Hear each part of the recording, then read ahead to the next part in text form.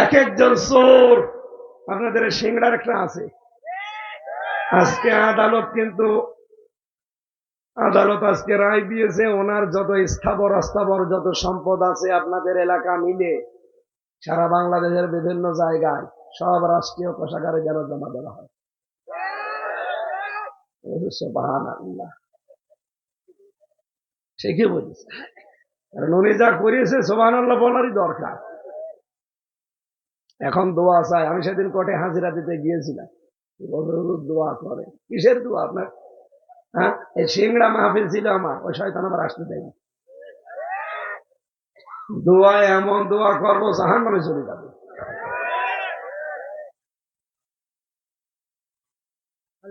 এই যে পাবনা পাশের জেলা, নাটোরের পরে পাবনা না, রূপপুর, যে পারমাণবিক কেন্দ্র হয়েছে, এখান থেকে ৭৬,০০০ কোটি টাকা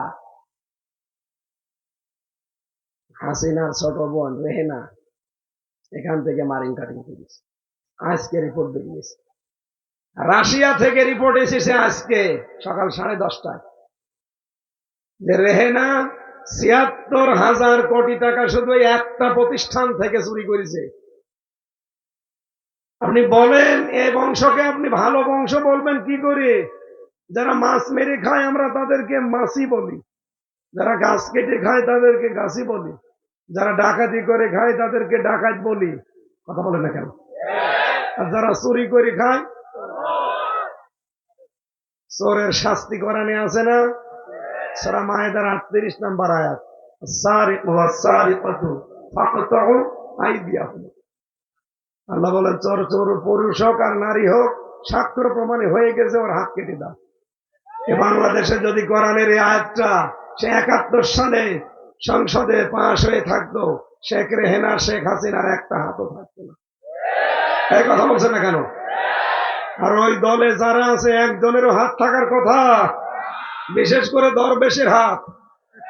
৩৬,০০০ কোটি টাকা মেরেছে। এই চোরের হাত না, ওর কোনো কিছু থাকা ঠিক না। ওর হাত পা ছোট ঠ্যাং সব কেটে ফেলা দরকার। শয়তানের শয়তান এখনো পর্যন্ত বড় গলায় কথা বলে। চোরের বংশ। আমার মনে হয় দলের ভেতরে যারা আছে তারাও চোর।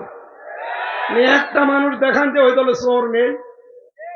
কাওয়া কাকু, কয়েকদিন আগে আমি নোয়াখালী ছিলাম, ওর ভাইয়ের বাড়িতে মুরগির খামারের ভেতরে 7 বস্তা টাকা পেয়েছে। এত বড় চোর। ইসলামী ব্যাংক থেকে ওরা ৭৫,০০০ কোটি টাকা মারিং কাটি।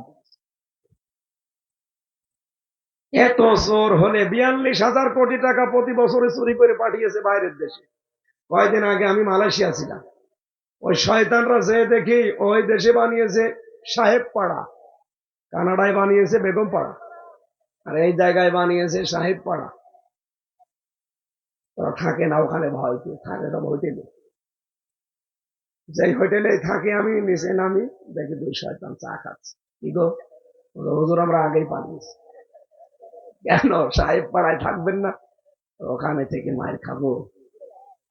এদেশেও বাংলার জনগণ আছে, পিটি আমাদের ভক্তা বানিয়ে ফেলবে। কি করলেন আপনি বলেন? চুরি করে নিজেও ব্যবহার করতে পারছেন না, এই জনগণকেও ব্যবহার করতে দিলেন না। আমি মাঝে মাঝে একটু আকাশের উপরে যাই, হেলিকপ্টারে মানুষ নিয়ে যায়, মাহফিল গুলো পাবো না এই কারণে। পাইলট আমারে মাঝে মাঝে দেখায়, হুজুর এই যে দেখেন এই জায়গাগুলো পড়ে আছে, অথচ যত টাকা মারিং কাটিং করেছে 15.5 বছরে, এই টাকাগুলো যদি পাচার না করে ওই শয়তানরা এখানে কর্মসংস্থান বানাতো, তাহলে এই দেশের ৩৬ লাখ যুবক এখন বেকার। কত? ৩৬ লাখ। এই মানুষগুলো বাইরের দেশে যে পায়খানা সাফ করে, রাস্তা ঝাড়ু দেয়, রুটি বানায়, আমি নিজে দেখেছি। এদের বাইরের দেশে যে রুটি বানানো লাগতো না, এই দেশে একটা কর্মসংস্থান পেত, তাও সম্মানজনক জীবন পেত। আমাদের এই দেশটাকে আল্লাহ এমন ভাবে বানিয়ে দিয়েছেন, এটা একটা নিয়ামত। এই যে পাশে নেপাল, ভুটান, ওদের দেশে সমুদ্র নেই। ওরা সমুদ্র দেখতে হলে আমার দেশে আসা লাগবে। আর আমার দেশে হিমালয় পাহাড় নেই, ওদের দেশে আছে। ওখানে আল্লাহ বহু সম্পদ এক জায়গায় করে রেখেছেন। আর আমাদের এই সমুদ্র বন্দরে এই মাতার বাড়ি যেটা সমুদ্র বন্দর আছে, সন্দ্বীপে আছে, চট্টগ্রামে আছে, এই জায়গাগুলো যদি সত্যি আমরা ব্যবহার করতে পারতাম, আর ব্যবহার সামনে হবে। আজকে সকালবেলা ডক্টর মোহাম্মদ ইউনূস ঘোষণা দিয়েছে যে এগুলো ব্যবহার হবে। এগুলো ব্যবহার হলে ভারতের এই 7 সিস্টার, নেপাল, ভুটান এবং আমাদের দেশ চীন, সবার কাজ হবে। আমাদের কিচ্ছু নেই, কিন্তু আমাদের সম্পদ হচ্ছে আমরা জনগণ। 18 কোটি জনগণ আমরা জনসম্পদে পরিণত করতে পারি। চীন আজকে প্রযুক্তির কারণে এত বেশি এগিয়ে যাচ্ছে। আমার সাথে জেলে চীনা 2 জন ছিল, তাদের নামে মামলা হয়েছিল বলে তারা জেলে আমার সাথে ছিল। এদের যে প্রযুক্তির যে বুদ্ধি, ওদের মাথা না, ওদের মাথা একটা কম্পিউটার। জীবনে যেটা কোনোদিন ভাবতে পারি না সেইটা দিয়ে ওরা জিনিস বানায়। যে পানি খেয়ে খেয়ে আমরা ফেলে দেই না বোতলগুলো, ওরা দেখতাম বোতলগুলো পানি খেয়ে ফেলে দিয়ে মুখগুলো আটকে উল্টো করে 3-4টা প্যাচ দিয়ে বেঁধে চেয়ার হিসাবে ব্যবহার করে। জীবনে কোনোদিন কল্পনাও আসে নাই আমার। চীনে মানুষ, পৃথিবীতে সবচাইতে বেশি মানুষ বাস করে চীন দেশে। কোন দেশে? অথচ তারা এখন প্রযুক্তির কারণে এত বেশি উন্নত, বিশ্বের বিভিন্ন দেশ থেকে, এখন কি বাংলাদেশ থেকে তারা এখন জনসংখ্যা নিতে চায়। ওদের এত বেশি জনসংখ্যা থাকার পরেও যদি আমাদের দেশের মানুষ ওদের দরকার হয়, আমাদের দেশের এই জনসংখ্যাকে আমরা জনসম্পদে পরিণত করতে পারবো না? বলেন। ওয়ালাকাদ কাররামনা বানি আদম, আমি বনি আদমকে সম্মান দিয়েছি। এই সম্মানিত জাতিকে অসম্মান করার জন্য এই 15.5 বছরে বহু চেষ্টা চালিয়েছি। এই কথা বলেন না কেন? শুধু 18 দল বাদ দিয়ে, 14 দল, এই 14 দল বাদ দিয়ে যারা আমরা এই দেশে আছি সবাই কম বেশি জুলুমের শিকার না? সবাই মাজলুম। কিচ্ছু জানি না আমি, তাই আমার নামে এতগুলো মামলা। আর যারা জানে দাওদারের মতো, তো সারা জীবন জেলে থাকার কথা। আমি বিএনপির এক ভাইকে পেয়েছিলাম, তার মামলা হচ্ছে 313টা। মাঝে মাঝে বলতাম যে ভাই, আপনি কবে জামিন নেবেন, আর কবে বের হবে, আর কবে হাজিরা দেবেন? 313টা মামলা একটা মানুষের নামে দেয়। 556টা মামলা পেয়েছিলাম একজনের নামে। মানে ওই লোকটার বাড়ি রংপুরে, যে হাবিবুল নবী খান সোহেল নাকি আছে না, রংপুরে না? রংপুর। এত মামলা একজন মানুষের নামে আপনারা দিতে পারবেন? কোথায় পৌঁছিয়েছিল ওরা? আমি এইটাই শুনেছি একজনের কাছে যে হুজুর ওইভাবে ওরে মারা ঠিক হয়নি, ওরে টুকরো টুকরো করলে ভালো। কিন্তু শহীদ জিয়া, জিয়ার নাম শুনলেই মানুষ শহীদ বলে। ওনার নামে আমি মসজিদে নামিরা, আরাফাতের ময়দানের পাশে একটা মসজিদ আছে, সেখানে ওনার নাম ধরে কাবার ইমাম দোয়া করছিল। আমি ওই সময় হজে ছিলাম। বলেছিল শহীদ জিয়াউর রহমান, এর বাংলাটা বলছি, আরবিতে উনি দোয়া এটা করছিল। বাংলা অর্থ এই যে আরাফাতের ময়দানে লক্ষ লক্ষ নিম গাছ লাগিয়েছে এই লোকটা, হাজার হাজার মানুষ তার ছায়া পায়। আল্লাহ, তুমি শহীদ জিয়াউর রহমানের মাথার উপরে তোমার আরাফাতের মতো কুদরতের ছায়া দিয়ে ঢেকে রাখো। এটাকে বাংলাদেশের মানুষ শুধু আমিন বলেছে ওই দিন? তাম দুনিয়ার যত হাজি সব ওই দিন বলেছে আল্লাহুম্মা আমিন। এই জন্য শহীদ জিয়া নাম শুনলেই দোয়া চলে আসে। আপনাদের পাশের জেলায় বাড়ি বগুড়া। আল্লাহ রাব্বুল আলামিন তাকে শাহাদাতের মর্যাদা যেন দান করেন। তার একটা সন্তানও মারা গেছে, আরাফাত। আল্লাহ আরাফাত ভাইকেও কবরে যেন মাফ করে দেন। আর একজন যেহেতু পরবাসী হয়ে পড়ে আছে, জুলুম অত্যাচার নির্যাতনের শিকার হয়ে, আল্লাহ তাকেও যেন দেশে ফিরিয়ে আনার তৌফিক দেন। আমরা দেশটাকে আবার সাজাতে চাই। দেশটা শেষ হয়ে গেছে ভাই। আপনি এক পরিবার যদি এক প্রতিষ্ঠান থেকে ৭৬,০০০ কোটি টাকা চুরি করে, দেশটা আর কিছু আছে? কিচ্ছু নেই, সব শেষ করে দিস। এখন এই দেশে কেউ জন্ম নিলে তার মাথার উপরে 1,10,০০০ টাকা ঋণ। এত বড় বিশাল বোঝা দিয়ে উনি ওখানে স্বামীর বাড়িতে আরামে আছে। আর এই স্বামী স্ত্রীর সম্পর্ক কিন্তু আমরা মানি না, কারণ দাদা হচ্ছে ফুল হাতা আর আমরা হাফ হাতা। দাদা ফুল হাতা না, এই কথা বলে না কেন? দাদা এখন যদি বিয়ে করতে চাই তাহলে মুসলমানি দেওয়া লাগবে। আর দাদার যে বয়স, এ বয়সে মুসলমানি দিতে গেলে আপনি হাজাম পাবেন কোথায়? কথা বলছেন না কেন? এ বয়সে মুসলমানি দিতে গেলে হাজাম লাগবে না? সে হাজাম কোথায় পাবেন? বুড়ো হাজাম লাগবে। আর ও বুড়ো মানুষ তো দেখে কাটতে পারবে না, ও পাকা মতো আর দেখে কাটা যায়? চোখ বন্ধ করে কাটা লাগবে। শেষে দেখা যাচ্ছে আগা কাটতে যে গোড়া কেটে ফেলবে। জীবনের মতো বিয়ে করার স্বাদ মিটি যাবে। মহিলা ওখানে বসে বসে ষড়যন্ত্র করে, উস্কানি দেয়, আর পাঠিয়েছে ট্রাম্পের কাছে যে উনি বলবে এই দেশে জঙ্গি তৈরি হচ্ছে। বাংলাদেশে জঙ্গি নেই, তার প্রমাণ এই 6 মাস 10 দিন। এই কথা বলেন না কেন? 6 মাস 10 দিনে একটাও জঙ্গি নাটক হয়েছে? নেই। কারণ জঙ্গির নাটক যিনি লিখবে তিনি পালিয়েছে, আর যাদেরকে দিয়ে নাটক সাজাবে তারাও পালিয়ে। এই গোপালগঞ্জের মনিরুল ডিআইজি আর একটা আসাদুজ্জামান কাউন্টার টেররিজমের প্রধান ছিল। এই 2 শয়তান মিলে বাংলাদেশের ইসলামপন্থী মানুষদেরকে ধরে নিয়ে যেত গোপনে। 8-9 মাস 1 বছর গোপনে ওই মাটির নিচে রেখে দিত। হঠাৎ 1 বছর পরে তুলে বলতে এই যে জঙ্গি ধরা পড়েছে, অথচ কিচ্ছু না এগুলো। আমারেও তো আটক করেছিল, আমারে রেখে দিয়েছিল মাটির নিচে 10 দিন। আমারে যদি আরেকটু হতো গায়েব করে দিত, দিয়ে 1 বছর 2 বছর পরে হয় মেরে ফেলতো, নাই বের করে বলতো এই দেখেন বিশাল জঙ্গি। কারণ 2 বছরের ভেতরে আমার দাড়ি, গোপ, নখ সব বড় বড় হয়ে যেত না? এক কথা বলছে না কেন?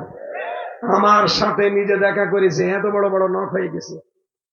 2 বছর 5 বছর 7 বছর পড়ে আছে, কেউ জানে না। চুল, দাড়ি, গোপ মনে হচ্ছে জঙ্গল থেকে বেরিয়ে আসতেছে। এই মানুষগুলোকে 2 বছর 5 বছর পরে বের করে করে বলে যে বিশাল জঙ্গি পাওয়া গেছে। এইটা বলার জন্য গিয়েছিল মিথ্যা কথা, কিন্তু ট্রাম্প পুরাটা নাকচ করে দিয়েছে। কারণ ওই দিনই ডক্টর মোহাম্মদ ইউনূস আয়না ঘর আন্তর্জাতিক মিডিয়াগুলো নিয়ে সব দেখতে গেছে, আর জাতিসংঘ ওই দিন রিপোর্ট দিয়েছে বাংলাদেশ সম্পর্কে। ট্রাম্প কথা বলবে কি করে? ওর তো একেবারে বাড়া ভাতে লবণ দিয়েছে। এখন ওদের গলার কাঁটা হয়েছে আমাদের এই কন্যা। পৃথিবীর নিকৃষ্ট মানুষের তালিকায় তো এমনি নাম আসে নাই, আল্লাহ নাম দিয়ে দিয়েছে। কেন দিয়েছে? সূরা শূরা দেখবেন, সূরা শূরা 25 নাম্বার পারার 6 নাম্বার পৃষ্ঠা, এটা 13 নাম্বার লাইনের 42 নাম্বার আয়াতে আছে। আল্লাহ পাক বলেন ইন্নামাস সাবিলু আলাল্লাযীনা ইয়াযলিমুনান নাস।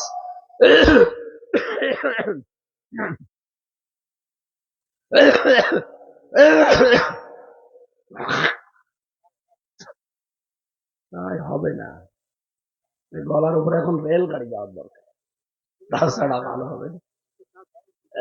না তাই হবে না চাচা, বেকার দিয়ে লাভ নেই। আমি খেয়ে দেখেছি, মাইকটা আমার মন মতো হয়নি। মাইকে আওয়াজ টোকা দিলে বাঁচবে, আর কে চাচা মাইক দিয়ে?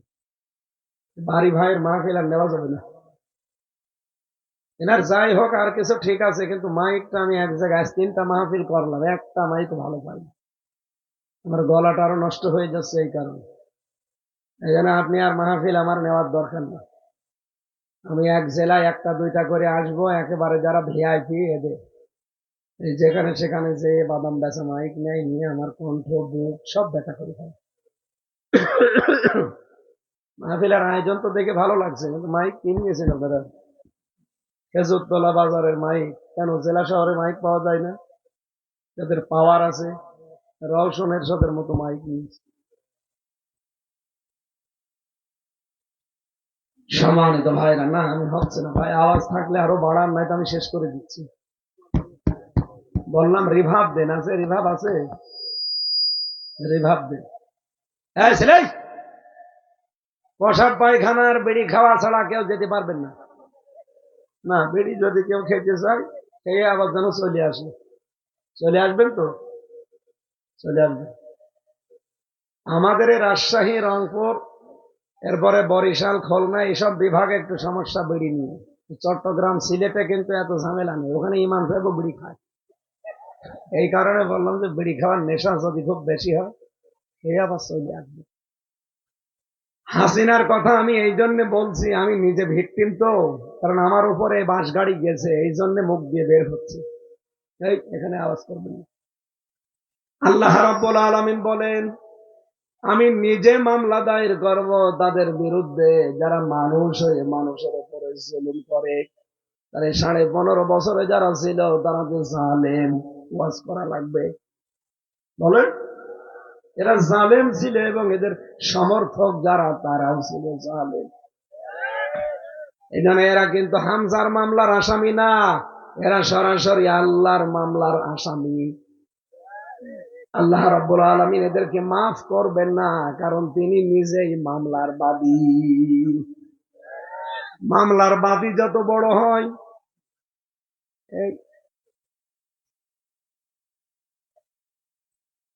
মামলার বাদী যত বড় হয় দেখবেন মামলাটা তত জটিল হয়, কঠিন হয়। আমার মামলার বাদী যদি কোনো সলিমদ্দি কলিমদ্দি হতো, আমি 3 দিনের বেশি জেলে থাকতাম না।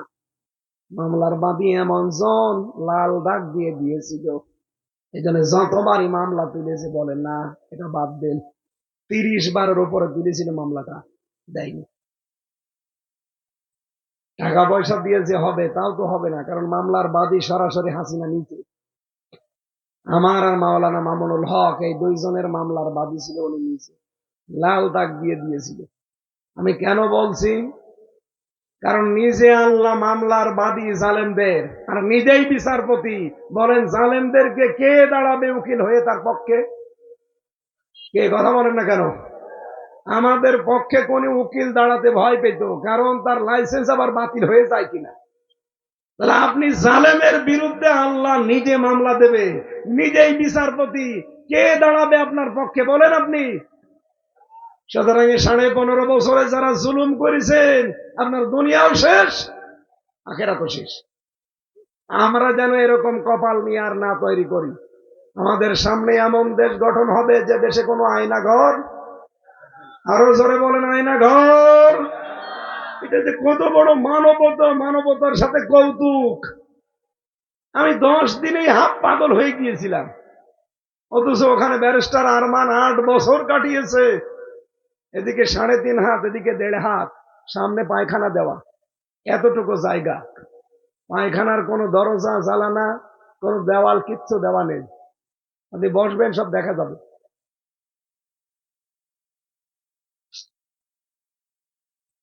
1.5 মিনিট তাও সময় দেয়, 1.5 মিনিট থেকে 2 মিনিট টয়লেট করার জন্য, এর ভেতরে বের হওয়া লাগবে। সকালে কয়েকটা পচা ছোলা দিয়ে যায়, আর দুপুরে 1 মুঠ ভাত দিয়ে যায়, মনে হচ্ছে কেউ মাখিয়ে দিয়ে। আবার পায়ের সাথে শিকল বাঁধা থাকে।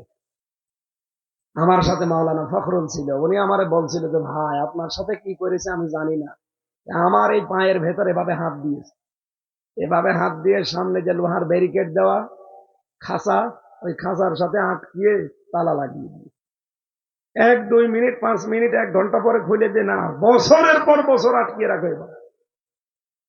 আমি দেখতাম আমার সাথে ফাঁসির ওই কন্টেম ছেলে লোকটা ছিল।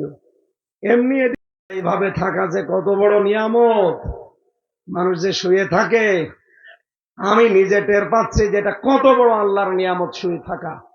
আমি 3 বছর শুতে পারিনি এইভাবে, 3টা বছর 24 ঘন্টা বসে কাটিয়েছি। মানুষ এত এত নিচে নামতে পারে ক্ষমতার জন্য।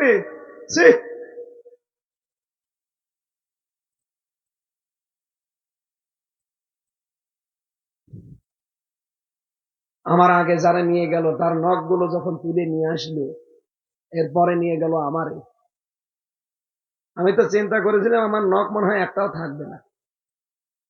ওরে নিয়ে যখন নখগুলো মেশিং টিপ দিয়ে সব তুলে ফেলেছে একবারে, এরপরে ওই লোকটার ওই নখের উপরে লবণ ছিটিয়ে দিয়ে কি কন্দন করা, সে মানে জান প্রাণ ছেড়ে দিয়ে কান্নাকাটি। আপনি সে একটু কোনো জায়গায় কেটে গেলে লবণ দিয়ে দেখেন কেমন চলে। এরপরে আমি মনে করলাম যে আমার এবার শুরু হবে, কারণ ওখানে তো কেউ নেই, মাটির নিচে। আল্লাহর ইশারা যাই হোক আমাকে ঘোরায়নি, আমাকে দেখিয়েছে। আর ওই মেশিন দেখিয়েছে যে এটা দিয়ে আমরা নখ তুলি। আমারে বলেছিল যা যা বলতে বলি, এটা যদি আদালতে যে না বলেন তাহলে আপনার বউ তুলে নিয়ে আসবে। ওদের তো চরিত্র নেই, ওরা তুলে নিয়ে আসতো। কারণ দায়িত্বে যে কয়টা ছিল অফিসার, সঞ্জয় দত্ত, দেবদুলাল, সুব্রত বালা, আশিক কুমার, এদের সব আল্লাহর ওলির নাম বলছি না? এদের কাছে কোনো আলেম জালেম আছে? এরপরে সিসি ক্যামেরা দিয়ে রাখতো 24 ঘন্টা, আমি যেন কারোর সাথে কথা বলাবো না। এইরকম কঠিন পরিস্থিতি তৈরি করে কি করলেন আপনি? কিছুই করতে পারেননি, নিজে এখন নিজের বাপ দাদার দেশে থাকতে পারলেন না। এই জন্য যে যা করেছিলেন অতটুকু শোধ আল্লাহ দুনিয়ায় তার উপরে তুলবে। যেন আমরা এমন কোন কাজ যেন সামনে না করি 5 বছর পরে আমার বাড়ি আবার আজাবল বুলডোজার নাজিল হয়। কয়দিন আগে কি নাজিল হয়েছিল? আজাবুল বুলডোজার। এটা সামনে যেন আর নাজিল না হয়, এমন কাজ আমরা আঞ্জাম দেব ইনশাআল্লাহ। আমরা তেলাওয়াত করেছিলাম সূরা আরাফ। আরাফ মানে কি? পরিচিত হওয়া। আরাফ মানে কি? বাংলাদেশে আমাদের নাটোর জেলায় আছে কিনা জানি না, যারা বলে আমরা মারেফত, এটা মারেফত না, এটা মাইরের পথ। কোরআনে কারিমে আল্লাহ মারেফত বলে কিছু দেয়নি। নামাজ এটা শরীয়ত, নামাজের সাথে পরিচিত হওয়া এটা মারেফত। এই কথা বলেন না কেন? যাকাত এটা শরীয়তের বিধান, এর সাথে পরিচিত হয়ে আদায় করার নাম হচ্ছে মারেফত। আদম আর হাওয়া যেই ময়দানে পরিচিত হয়েছিলেন, ওই ময়দানের নাম কি? আরাফাতের ময়দান। সুতরাং আরাফা ইয়ারিফু, মারেফা বা উরফুন থেকে শব্দটা এসেছে। আমরা আরাফা, এই মারেফত, এই সমস্ত শব্দ নিয়ে যেন ধোকায় না পড়ে যায়। যেহেতু পাশে এই যে কুষ্টিয়া, এখানে তো মারেফতের খনি, লালনের মাজারে। আপনাদের এই নাটোর বগুড়া থেকে মানুষজন যায়, বউ ছেলে মেয়ে নিয়ে যায় মারেফত খোঁজ করার জন্য। কিসের মারেফত? ওটা ঈমান মারার পথ।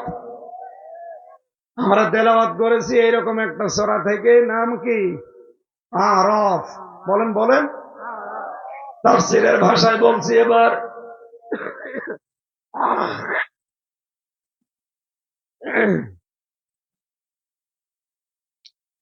কিয়ামতের ময়দানে রব্বুল আলামিন আরাফ নামে একটা প্রাচীর বানাবেন। এর উপরে কিছু মানুষকে আল্লাহ দাঁড় করিয়ে দেবেন। এরা জান্নাতেও যাবে না, জাহান্নামেও যাবে না।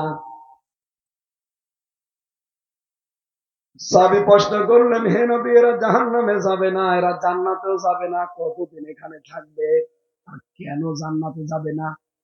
বিশ্বনবী বলেন, এরা জান্নাতে যাবে না এই কারণে, এদের সব ঠিক ছিল, কিন্তু মা বাবার সাথে আচরণ ভালো ছিল না। বাংলাদেশে নেই?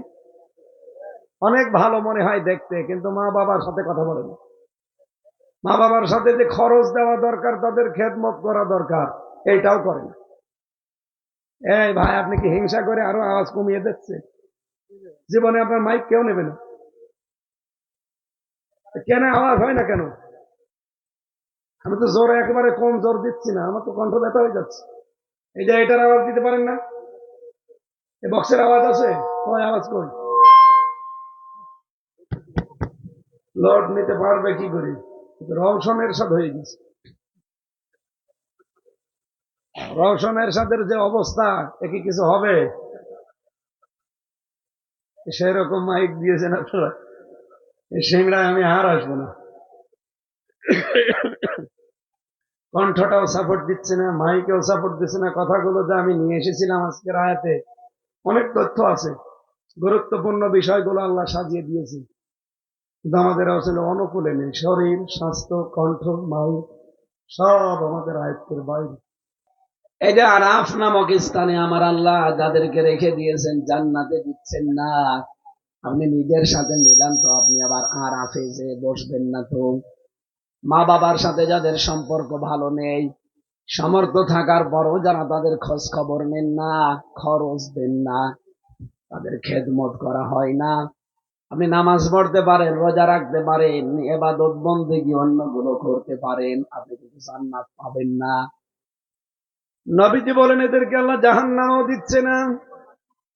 সাহাবী বলেন হে নবী, এদেরকে আল্লাহ জাহান্নামে দেবে না কোন কারণে? কি গো, এই আওয়াজ করা যাবে না ভাই, এমনি দেখছে না কথা বলতে পারছি না, এদিকে তাকান। যার খুব বেশি ঝামেলা চলে যাক, কিন্তু কথা বলা যাবে না, নিস্তব্ধ হয়ে যাবে একদম। যতটুকুই বলছি শুনে যান। এই লোকটা জাহান্নামে যাচ্ছে না, জান্নাতেও যাচ্ছে না। জাহান্নামে যায় না কেন? কারণ এই লোকটা সারা জীবন আর যাই করুক ইসলাম কায়েমের জন্য আন্দোলন করছে। এই জন্য দিন কায়েমের আন্দোলনে যারা থাকবে, আল্লাহ আর যাই করুক তাদেরকে জাহান্নামে দেবে না। এই কথা বোঝেন আমার? সূরা সফের 10-11 নম্বর আয়াতে আছে, যারা দিন কায়েমের জন্য চেষ্টা চালাবে, দিন যদি কায়েম নাও হয়, আল্লাহ তাকে জাহান্নামে দেবে না। আর মা বাবার সাথে আচরণ খারাপ, এ কারণে আল্লাহ তাদের জান্নাতেও দিচ্ছে না। নবীজি কিন্তু হাদিসের শেষে এটা বলেননি যে রে আল্লাহ দেবে কোথায়।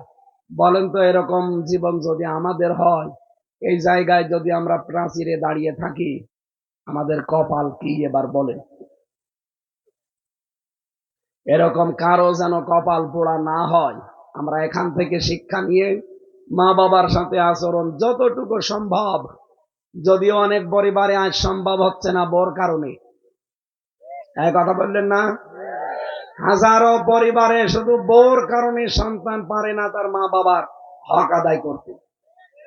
আমি নিজে একজন স্বামী, এখানে যত স্বামী বসে আছে, প্রত্যেকটা স্বামী আমরা চাই আমার বিয়ের পরে মা বাবা আমাদের সাথে থাকবে, কিন্তু 100 জনের 80 জন বউ এটা চাই না। এক কথা বলেন না কেন? খালি বলে যে আলাদা হয়ে যান, ও বুড়ো বুড়িকে বাদ দিয়ে দেন, বড় ছেলের কাছে দিয়ে দেন, অথবা বাইরে তাড়িয়ে দেন, বৃদ্ধাশ্রমে দিয়ে আসেন, এগুলো বলে না? কার বউ এরকম মন ছোট বলে? হাত তোলেন তো। এই এলাকায় এখনো শুরু হয়নি। এই বিলের ভেতরে এরকম বউ আর কোথা থেকে পাবে?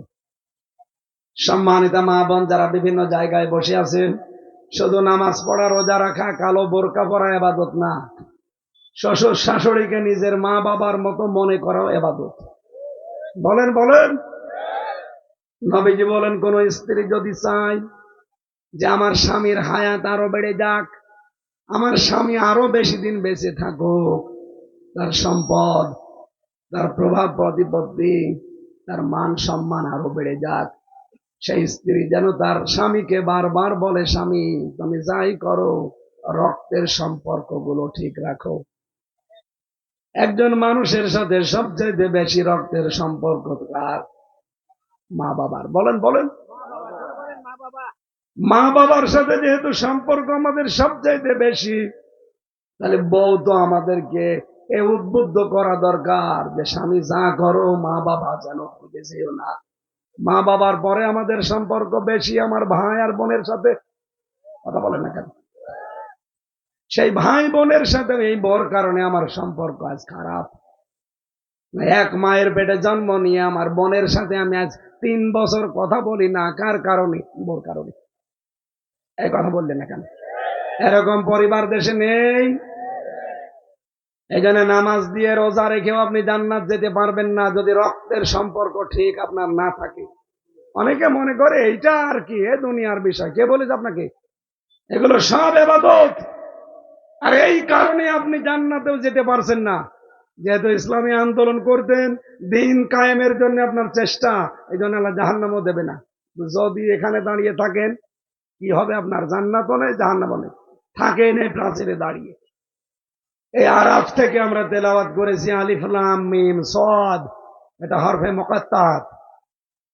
রব্বুল আলামিন বলেন, কিতাবুন উনসিলা ইলাইকা, হে নবী এই কিতাব আমি আপনার প্রতি নাজিল করেছি, ফালা ইয়াকুন ফি সাদরিকা হারাজুম মিনহু, এটা দিয়ে যখন মানুষদেরকে সতর্ক করবেন, তখন আপনার মনের ভেতরে যেন কোনো সংকীর্ণতা, দ্বিধা, দ্বন্দ্ব, ভয়, ভীতি, সন্দেহ এগুলো কাজ না করে। যিকরালিল মুমিনিন, কোরআন মুমিনদের জন্য উপদেশ। বলেন সুবহানাল্লাহ। এই আয়াতের ভেতরে যে হারজন আছে, এই শব্দের আমরা দুইটা ব্যাখ্যা পেয়েছি তাফসিরে। পৃথিবীর প্রতিটি জিনিসের কিন্তু একটা না একটা নিয়ম আছে, মানে কোরআনে কারিম আমরা আপনার সামনে উপস্থাপন করবো, এর একটা নিয়ম আছে না? এটা তো আর কনসার্ট না যে লাভ দিলাম না। কিভাবে মানুষের সামনে কোরআনে কারিম উপস্থাপন করা লাগে, এটা ১৫০০ বছর আল্লাহ আগে আমাদের শিখিয়ে দিয়েছেন। এই যে হারজন শব্দটা মাঝে এই জন্য লাগানো আছে। এক নাম্বার ব্যাখ্যা হারজনের এই, নবী আপনি যখন কোরআন থেকে কথা বলতে যাবেন, এমন মানুষ আপনার সামনে বসে আছে যারা আপনার বক্তব্য না বোঝার কারণে মন খারাপ করতে পারে। এরকম মানুষ দেশে নেই। দুই নম্বরে, আপনি কোরআনের ব্যাখ্যা যখন দেবেন, যে এলাকায় কোরআনের তাফসীর করবেন ওই এলাকা থেকে এমন এমন ইবাদত মানুষ করে, আবহমান কাল থেকে হয়তো ওই নিয়ম নীতি চলে আসছে। আপনি যখন কোরআনের ব্যাখ্যা করবেন, ওই বানানো ইবাদত চলবে না। কথা বোঝেন না? আপনারা ঘুমাচ্ছেন। বাংলাদেশে বহু বানানো ইবাদত আছে, মানুষ বানিয়েছে ইবাদত গুলো। আমি নিজে ছোট্ট এই মেধা দিয়ে পেয়েছি প্রায় ৩৪টা বানানো ইবাদত বাংলাদেশে চলছে। মানুষ বানিয়ে বানিয়ে এগুলো ইবাদত মনে করে চালিয়ে দেয়। কোরআনের তাফসীর করলে এগুলো একটাও টিকবে না। নবী আপনি দেখবেন ওই সময় যারা আপনাকে নিয়ে গেছে ওই মানুষগুলো মন খারাপ করবে যে কারে নিয়ে আসলাম। আমি একবার ঝিনাইদহ গিয়েছিলাম যখন বিশ্ববিদ্যালয়ে পড়তাম, ওই 13-14 সালের দিকে। এক দরবারে নিয়ে গেছে আমারে, আমি জানতাম না ওটা পীরের দরবার। যে আমারে বলছে হুজুর শিরিকের বিষয়ে কথা বলবেন। আমি শিরিকের যত প্রকার আছে সবগুলো বের করলাম। শিরিক বিল জাত, শিরিক বিল সিফাত, শিরিক বিল ইখতিয়ার, শিরিক বিল হুকুক, এভাবে 120 প্রকার। ও আল্লাহ, যে দেখি ওই জায়গায় পীর সাহেবকে মহিলারা সেজদা দিচ্ছে। মেজাজ গেল খারাপ হলে, উঠেই শুরু করলাম ওই আয়াত দিয়ে, ইন্নাল্লাহা লা ইয়াগফিরু আন ইউশরাকা বিহি ওয়া ইয়াগফিরু মা দুনা যালিকা লিমান ইয়াশা। আল্লাহ সব গুনাহ মাফ করবে, কিন্তু শিরিকের গুনাহ। বলেন বলেন, 15 মিনিটও হয়নি পীর সাহেব ওখান থেকে চিল্লাচ্ছে, তাড়াতাড়ি ওরে নামা, আমার দরবার গেল। আমি তো তাফসীরই করছিলাম কোরআন দিয়ে। আপনার দরবার তো টিকবে না, কারণ এখানে শিরিক চলছে। কারণ সেজদা আল্লাহ বাদে কাউকে দেওয়া জায়েজ। আরো জোরে বলেন। এই জন্য কোরআনের তাফসীর করতে গেলে এমন এমন নিয়ম নীতি ওই দেশে চালু করা আছে যেগুলো কোরআনের সামনে টিকবে না। তখন ওই মানুষগুলো আপনার প্রতি মন খারাপ করবে, আপনার প্রতি রাগ করবে, আপনার হাদিয়া তওবা নরল নিয়াজ বন্ধ হয়ে যাবে। হে নবী আপনি কোনো দিকে তাকাবেন না, কোরআনের সঠিক কথাগুলো স্পষ্ট ভাষায় তুলে ধরবেন। ওয়াযিকরা লিল মুমিনিন, কোরআন মুমিনদের জন্য উপদেশ। আমরা কি মুমিন না? আরো জোরে বলেন।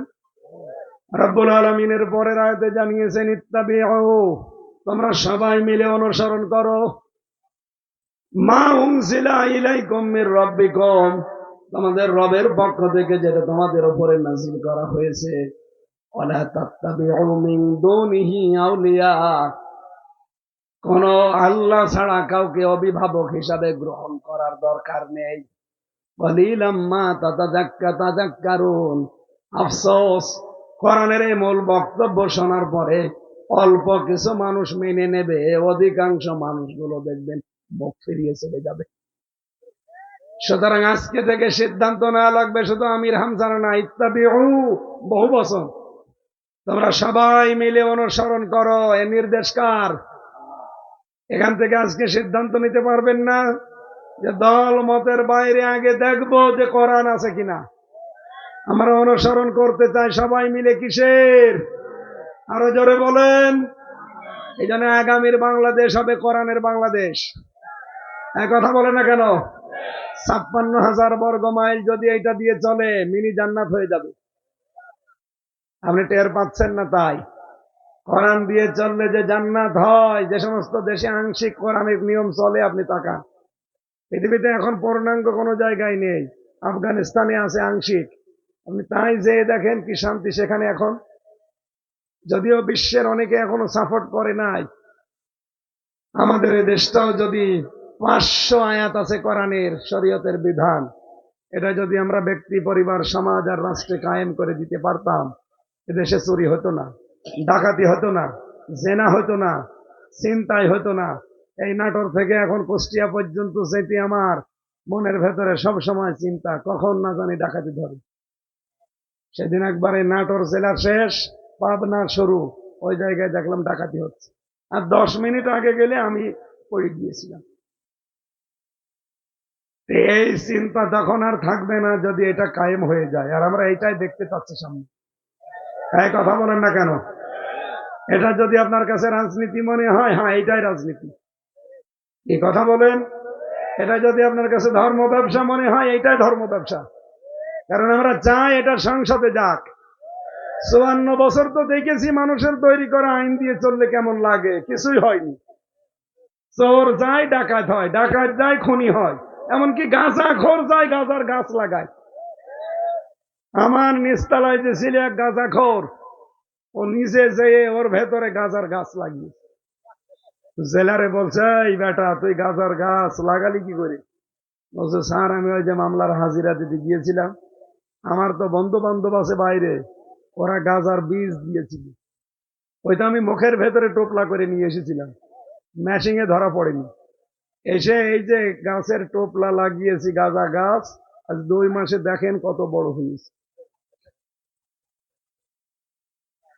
জেলার তো হিন্দু, তো বলছে, শয়তান তুই গাঁজা খাওয়ার কারণে পুলিশে ধরে তোরে জেলে দিল, আমি তোরে রাখলাম জেলের এই সেলের ভেতরে, তুই এখানেও গাঁজার গাছ লাগিয়েছিস, তোরে তো এখন স্বর্গে দেওয়া লাগবে।